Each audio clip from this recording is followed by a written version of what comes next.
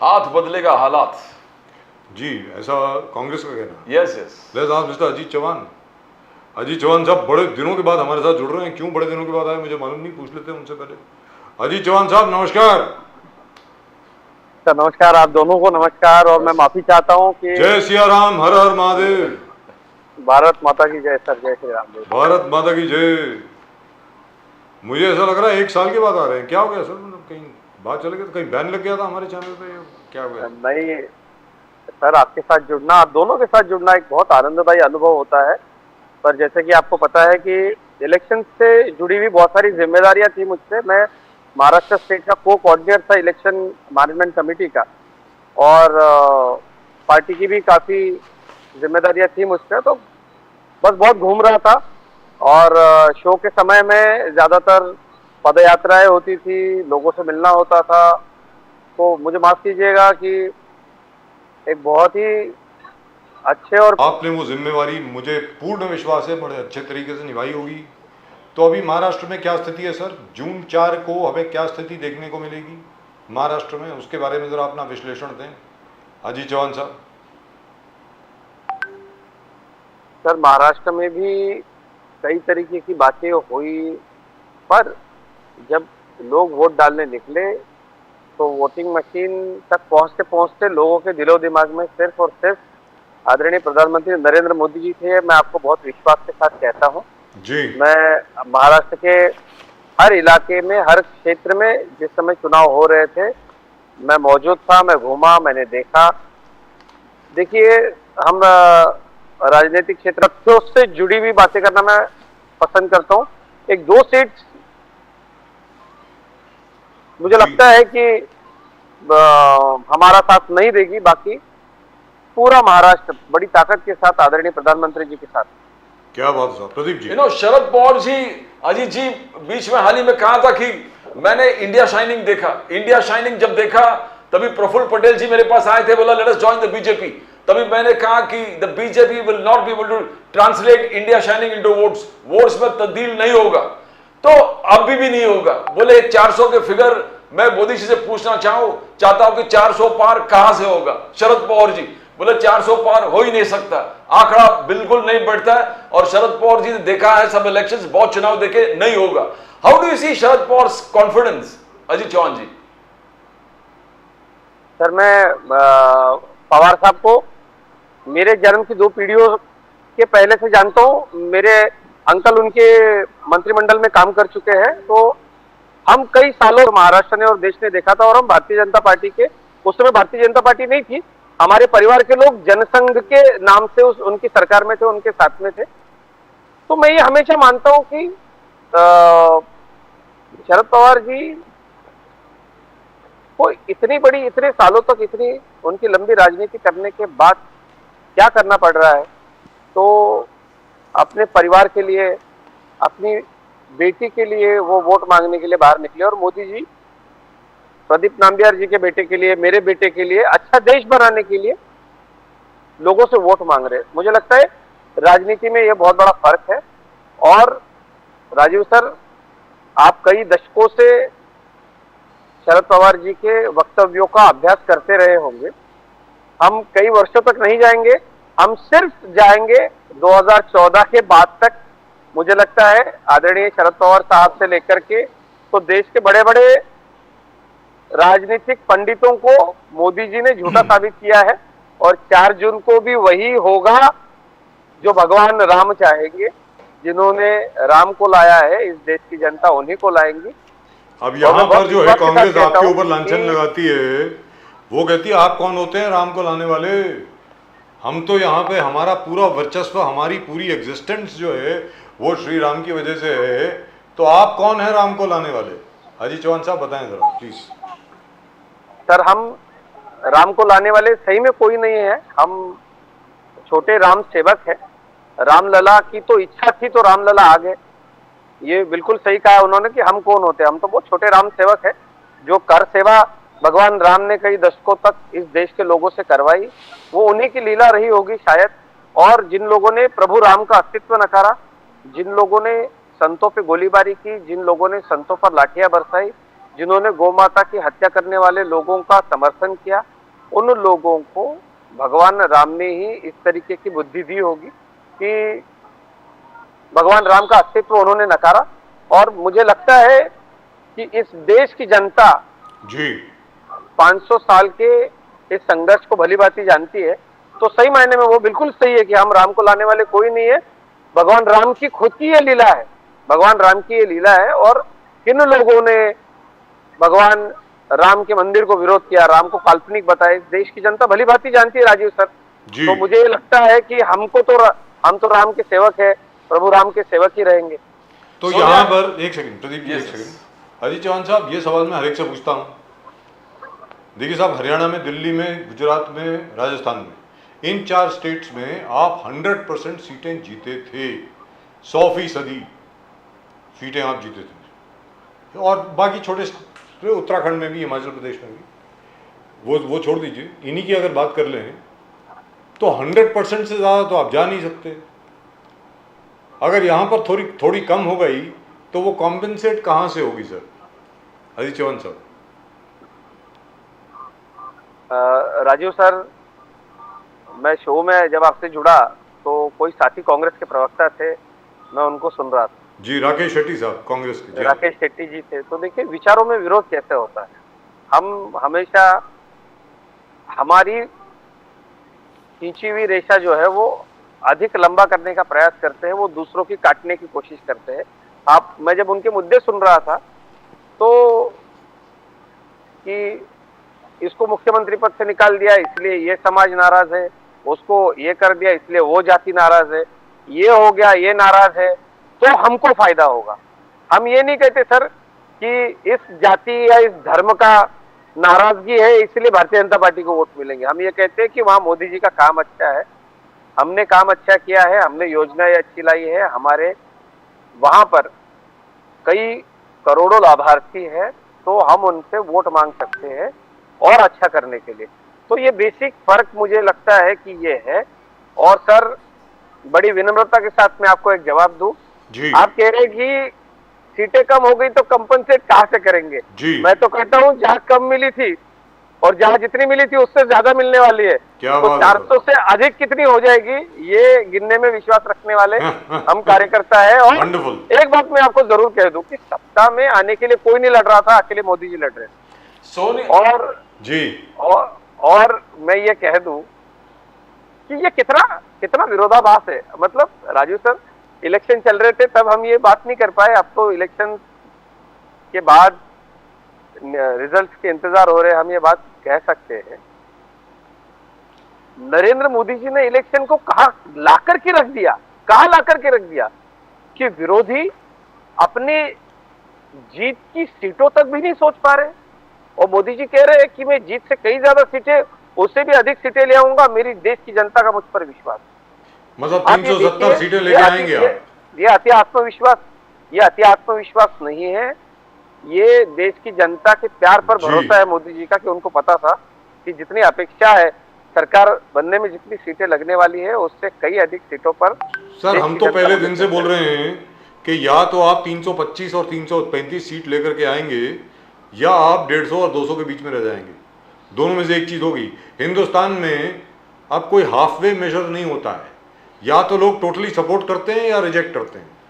ये प्रथा मोदी जी खुद लेकर के आए 2014 से। प्रदीप जी, आप कुछ पूछना चाहते हैं? सोनिया गांधी जी के, अजीत जी, जिस प्रकार से सोनिया गांधी जी बार बार कैंपेन में कर रहे हैं, your vote is going to vote to, आप इंडिया अलायंस को वोट करोगे तो एम्प्लॉयमेंट के लिए वोट करोगे, आप इंडिया अलायंस को वोट करोगे तो इन्फ्लेशन कर्टेल करने वाली बात है। If you won't for India alliance, आप प्राइस राइज को कंट्रोल करोगे।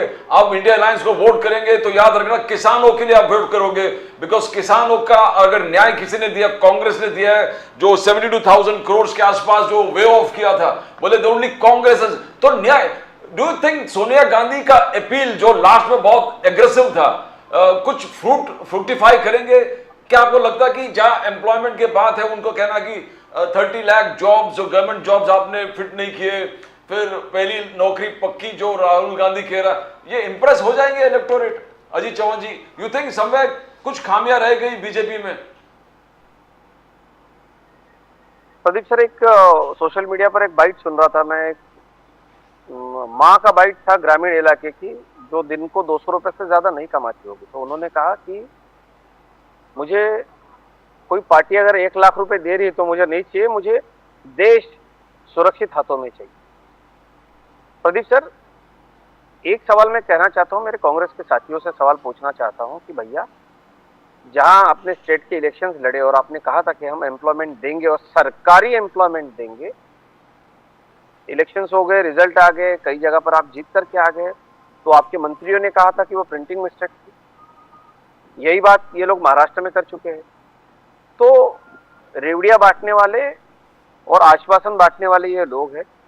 मुझे लगता है आदरणीय प्रधानमंत्री मोदी जी के नेतृत्व में जो सक्षम भारत की सेना, सक्षम भारत की प्रतिमा और बलशाली भारत का अनुभव प्रवासी भारतीयों को होने लगा है और ये देश बदला है प्रदीप जी। मुझे लगता है इस पर ज्यादा विश्वास देश की जनता रखेगी।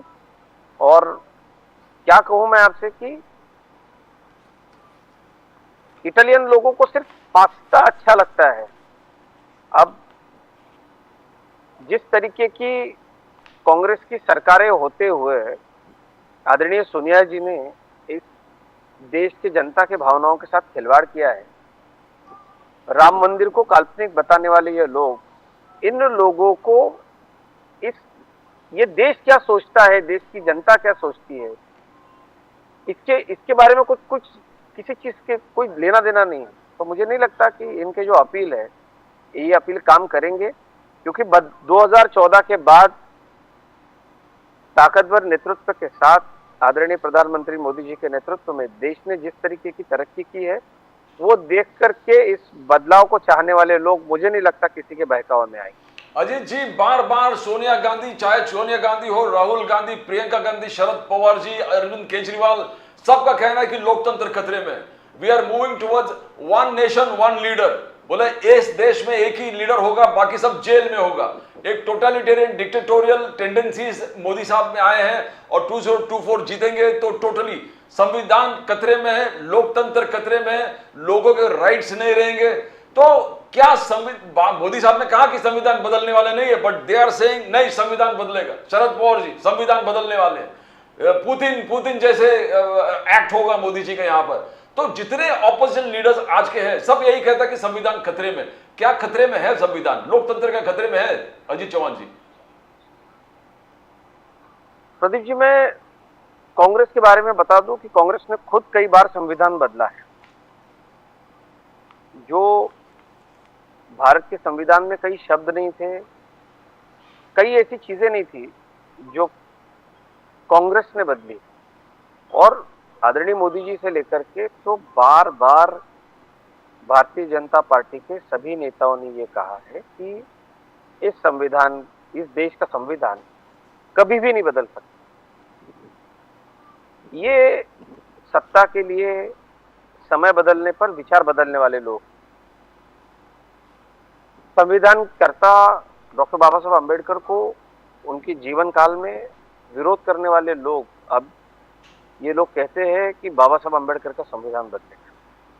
भाई साहब, आपके होते हुए इस देश ने इमरजेंसी को झेला।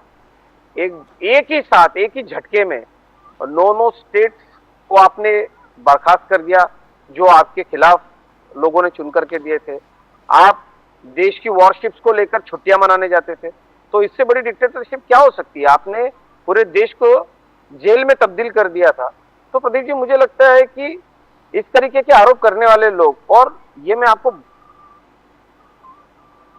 खुले दिल के साथ कहता हूं कि जब भी हम जैसे कार्यकर्ताओं से मोदी जी बातचीत करते हैं तो मोदी जी हमेशा हमको ये कहते हैं, और हमारे पार्टी के अध्यक्ष जी से लेकर तो हमारे सारे विचार परिवार के नेता ये कहते हैं कि इस देश का संविधान हमारा श्वास है, हमारा प्राण है, और उस संविधान की रक्षा के लिए हम काम करेंगे। उसको बदलने का कोई एजेंडा नहीं है। देखिए, भारतीय जनता पार्टी के लोग, हम किसी से डरते नहीं। हमारा एजेंडा बिल्कुल साफ होता है। हमने कहा था हम 370 को हटाएंगे। हम कहते हैं कि हम कॉमन सिविल कोड लाएंगे, समान नागरिक कायदा। ये हमने दिया हुआ आश्वासन है, 370 हमने दिया हुआ आश्वासन था।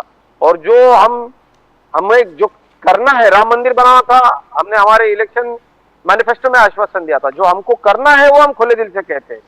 तो संविधान इस देश का कोई भी ताकत नहीं बदल सकती। भारतीय जनता पार्टी।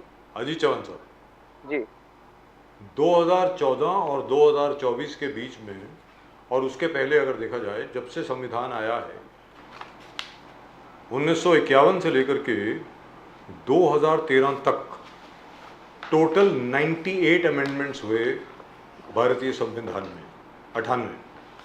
98 2014 से लेकर के 2024 तक 8 हुए। 8 तो संविधान को बदलने का मतलब मेरी समझ के बाहर है। वैसे संविधान को बदलने का क्या मतलब है? संविधान में 106 अमेंडमेंट अभी तक हो चुके हैं, तो वो पुराना संविधान तो रहा नहीं है, तो वो तो बदल चुका है ना। तो संविधान को बदलने का क्या मतलब हुआ, जरा बताएं। जैसे फॉर एग्जाम्पल अजीब व गरीब कानून हुआ करते थे अंग्रेजों के ज़माने के, वो अभी तक संविधान में थे, लगे हुए थे, उनको तो हटाना ही था। 370 को हटाना था, 35A को हटाना था। तो मतलब मेरी ये समझ के बाहर है सर। जैसे जैसे कोई भी समाज इवॉल्व करता है, आगे बढ़ता है, उसके साथ साथ कानून भी साथ में चलने चाहिए ना। अब आप बोलें सर, अजीत चौहान साहब। सर खुली तौर पे बोलता हूँ, संविधान बदलने का इनका मतलब है कि भारतीय जनता पार्टी हमारे ओबीसी, एससी, एसटी और दलित भाई बहनों के हक में जो कानून है वो बदलना चाहती है। इनडायरेक्टली कांग्रेस का ये कहना होता है हमेशा। अब आप देखिए, कथनी और करनी में इतना अंतर है कांग्रेस के, और ये बार बार भारतीय जनता पार्टी ने कहा कि हमारे आदिवासी भाई बहन, हमारे दलित भाई बहन, इनके पक्ष में जो आरक्षण है उस आरक्षण को बदलने की साजिश जो भी करेगा उसका विरोध भारतीय जनता पार्टी। अब कांग्रेस ये कहती है कि संविधान भारतीय जनता पार्टी को बदलना है। इनका स्ट्रेटली आरोप ये होता है कि एससी, एसटी, ओबीसी के आरक्षण को भारतीय जनता पार्टी से धोखा है। ये एक झूठा प्रोपेगेंडा ये कई साल से कर रहे हैं। और वास्तव में क्या होता है, कर्नाटका में इनकी सरकार आती है, हमारे पिछड़े वर्ग के भाई बहनों का आरक्षण निकाल करके ये मुस्लिमों को दे देते। तो झूठा प्रचार आजकल सोशल मीडिया पर सत्यता से परे कांग्रेस के लोगों ने अलग अलग तरीके के वीडियोस बनाए हैं। और देखिए, हम राइटिस्ट सोच के लोग जरूर हैं, पर हमारे कुछ विचारों में बिल्कुल स्पष्टता है। हमें ये पता है कि आरक्षण एक ऐसी प्रक्रिया है कि ये हजारों साल के अन्याय को दूर करने वाली है। तो भारतीय जनता पार्टी की विचारधारा साफ तरीके से कहती है कि हम आरक्षण के समर्थन में हैं।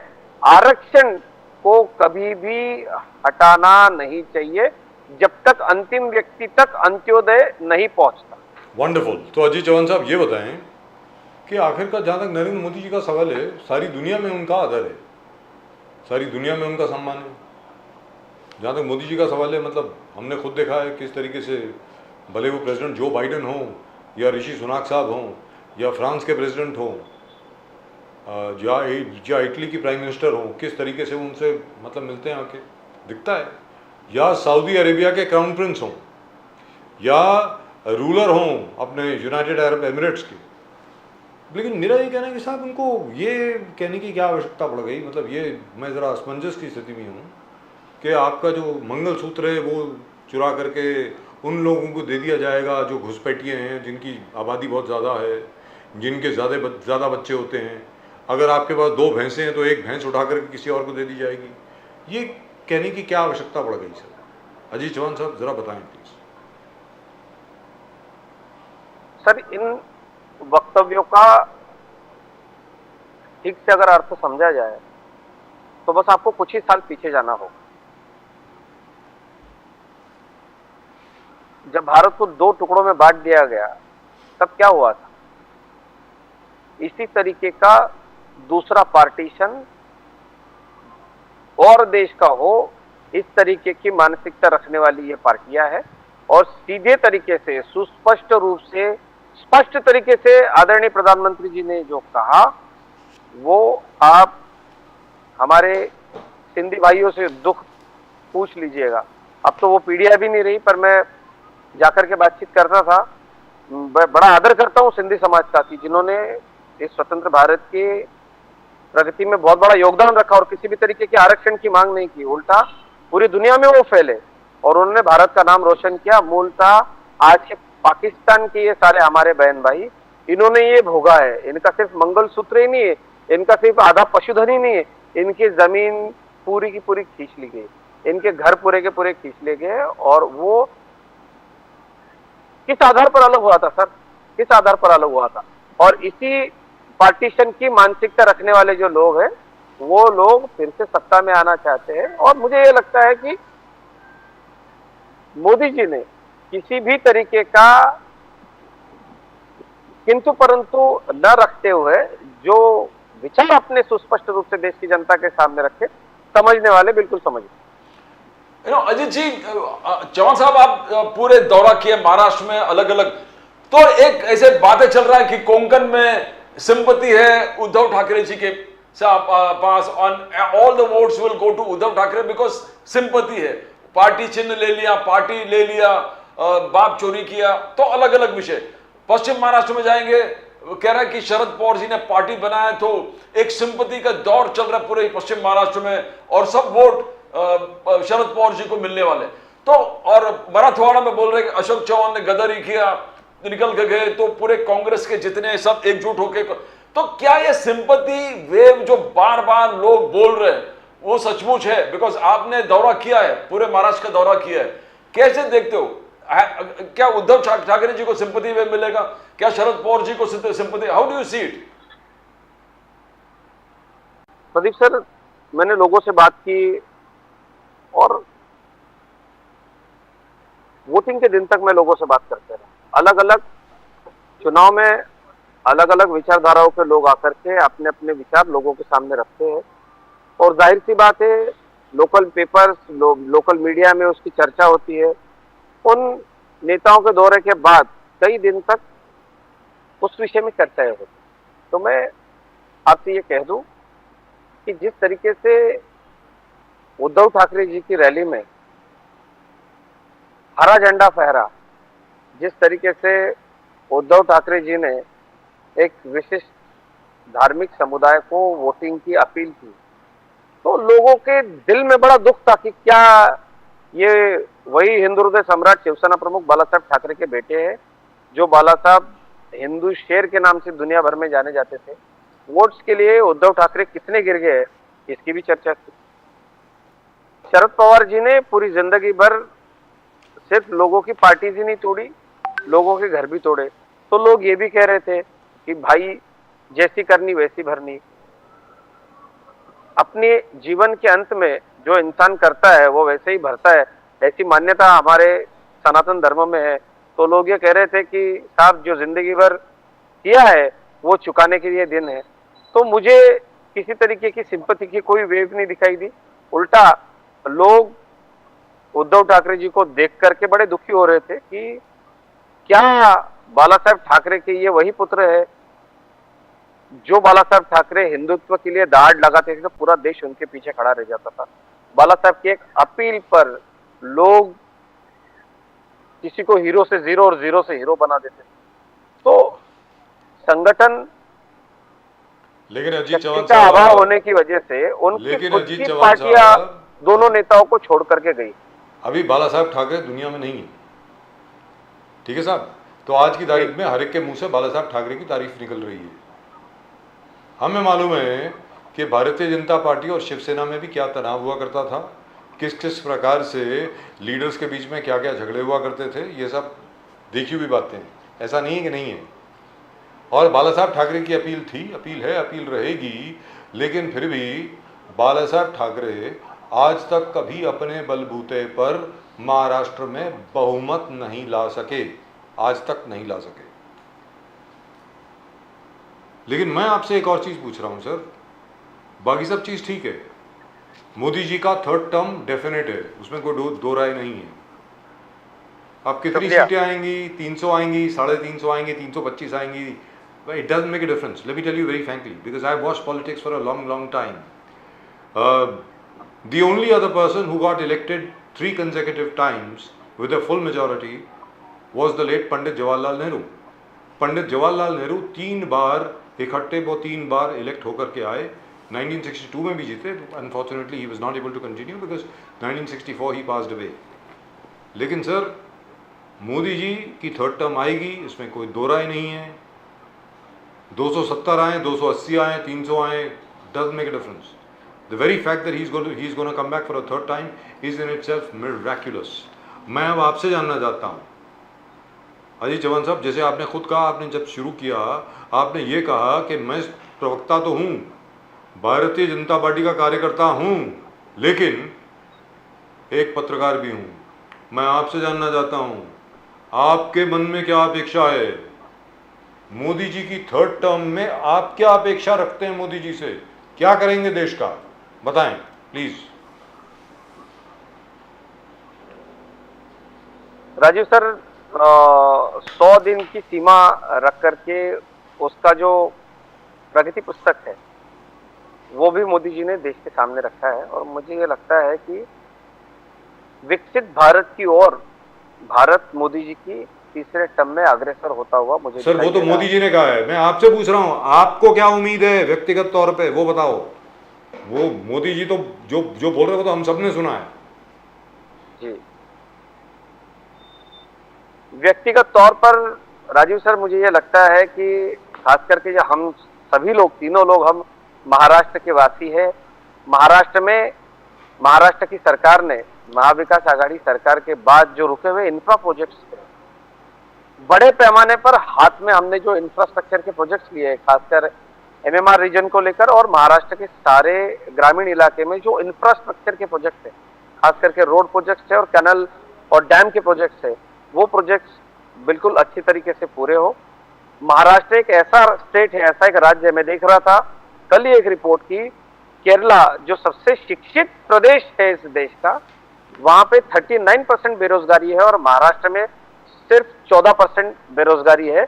और इसमें भी जो असंगठित रूप से जो भाई बहन दूसरे प्रदेशों से, दूसरे राज्यों से महाराष्ट्र में रोजगार करने आते हैं, उनको अगर पकड़ा जाए तो 10% के अंदर महाराष्ट्र में बेरोजगारी का रेशियो है, जो कि देश में बहुत अच्छा आंकड़ा माना जा सकता है। तो मुझे लगता है कि महाराष्ट्र पूरी तरीके से बेरोजगारी से मुक्त हो, और वो महाराष्ट्र का जो सुवर्ण त्रिकोण जिसको हम कहते हैं, मुंबई, पुणे, नासिक और संभाजीनगर, छत्रपति संभाजीनगर, यहाँ पर जगह की किल्लत है, समृद्धि आ रहा है, समृद्धि के पास उद्यम नगर और नवनगर है आने वाले, तो उनके लिए हमें बहुत अच्छे इंफ्रास्ट्रक्चर का सपोर्ट मिले, इंडस्ट्री महाराष्ट्र की बढ़े, देश की इंडस्ट्री बढ़े। और आदरणीय प्रधानमंत्री जी ने कई क्लस्टर हाथ में लिए, जैसे राम क्लस्टर है, बुद्धा क्लस्टर है, मरुभूमि क्लस्टर है, समुद्र पर्यटन क्लस्टर है। तो मोदी जी का एक जबरदस्त सपना हमेशा ये है कि पर्यटन में जो भारतीय, हम आसपास के देशों में या यूरोप में जाकर के जो पैसे देते हैं, वो अगर हमारा भारत ही डेवलप हो जाए, आप देखिए सिर्फ अयोध्या और काशी, इन 2 स्थलों को अगर हम आंके, और चारधाम यात्रा, इतने यंगस्टर्स चारधाम यात्रा को जा रहे, क्यों जा रहे? क्योंकि आदरणीय नितिन गडकरी जी ने और मोदी जी ने वहां पर चारधाम यात्रा में आप देखिए रोड्स, टनल्स, इतने अच्छे एक्सप्रेस हाईवे सारे बना दिए हैं, यमुनोत्री गंगोत्री तक हम बिल्कुल आसानी से जा रहे हैं। तो देश में पैसा बढ़ रहा है। मुझे लगता है आने वाली अपनी थर्ड टर्म में मोदी जी पूरी तरीके से देश का चेहरा मोहरा बदल कर रख देंगे, और आते ही इस देश में कॉमन सिविल कोड को लागू करेंगे। Thank you so much sir, thank you very much Ajit Chauhan साहब। जो राम को लाए हैं हम उन्हीं को लाएंगे। अजीत चौहान साहब थैंक यू वेरी मच। अब आप आते रहा करें। अब मुझे तो एक और भी खबर मिली है कि आपको कोई फिल्म रोल वगैरह मिल गया, एक और वापस जा रहे हैं फिल्म इंडस्ट्री में वापस जा रहे हैं सुनने में। सर इलेक्शन के पहले मेरे एक फिल्म की शूटिंग पूरी हो गई है, मालूम है मुझे, इलेक्शन पार्टी का काम कर रहा था जी। अब रिलीज के लिए आपको जरूर बुलाऊंगा। Thank you so much. मुझे लग रहा है बिल्कुल। Thank you so much Ajit Chauhan साहब, always a pleasure talking to you. Thank you very much. Television's loss has been BJP's gain. Ajit Chauhan Sahab, thank you very much. Jai Siya Ram. Har Har Mahadev. All the best. Right. Ajit John Saab, as usual, speaking in Dilip Kumar fashion. He speaks slowly, precisely, and so on. Patiently. And so forth. I know we have to listen With a to lot him. of patience. We have to listen to him with patience. That